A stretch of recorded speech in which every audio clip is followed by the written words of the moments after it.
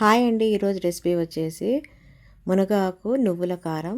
ఈ కారం చాలా బాగుంటుంది. వేడి వేడి అన్నంలోకి చాలా రుచిగా ఉంటుంది. ఇడ్లీ దోశల్లోకి చాలా బాగుంటుంది. దీని తయారీ విధానం చూద్దాము.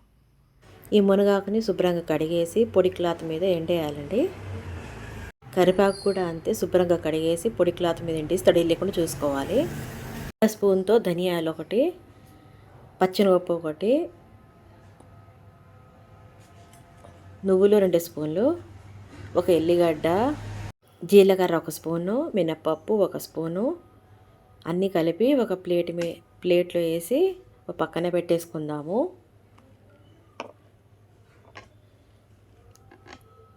ఎండుమిరపకాయలు సగానికి కట్ చేసి పక్కన పెట్టేసుకోవాలి. ఇప్పుడు ఒక స్టవ్ వెలిగించి కళాయి పెట్టి అందులో ఎండుమిరపకాయలు వేయాలి. ఆయిల్ లేకుండా ఫస్ట్ ఫ్రై చేయాలండి ఎండుమిరపకాయలని.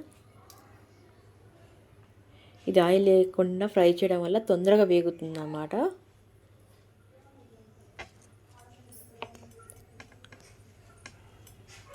ఇది లైట్గా వేగిన తర్వాత ఆయిల్ పోయాలి. ఆయిల్ పోసిన తర్వాత మొత్తం కలిపేసుకుందాము.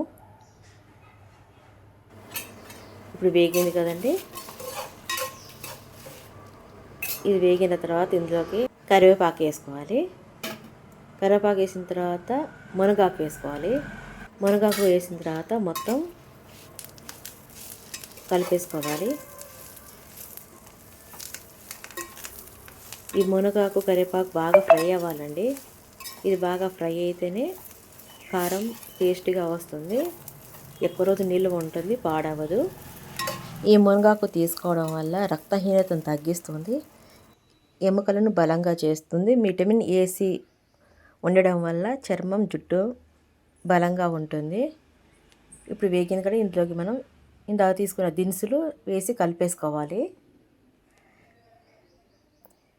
ఈ దినుసులు బాగా ఫ్రై అవ్వాలండి.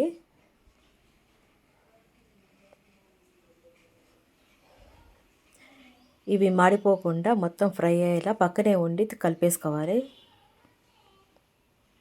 ఇది ఎక్కువ రోజు నిల్వ ఉంటుంది కాబట్టి కొంచెం ఓపికగానే ఫ్రై చేసుకోవాలి. ఇప్పుడు ఇందాక ఎల్లిపాయలు వేద్దాము. ఎల్లిపాయలు వేసి మొత్తం కలిపేసుకుందాము.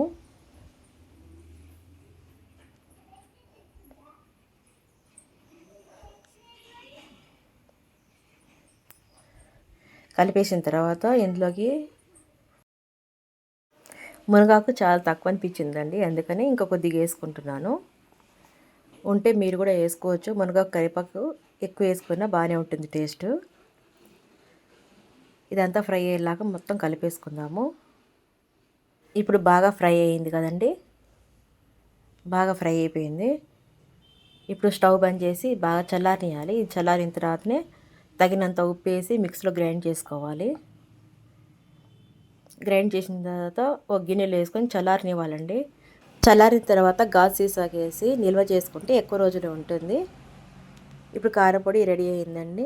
ఇది ఇడ్లీలోకి, అన్నంలోకి చాలా బాగుంటుందండి. ఈ ఫస్ట్ టైం చూస్తున్నప్పుడు లైక్ చేయండి, మీ ఫ్రెండ్స్కి షేర్ చేయండి, సబ్స్క్రైబ్ చేయండి.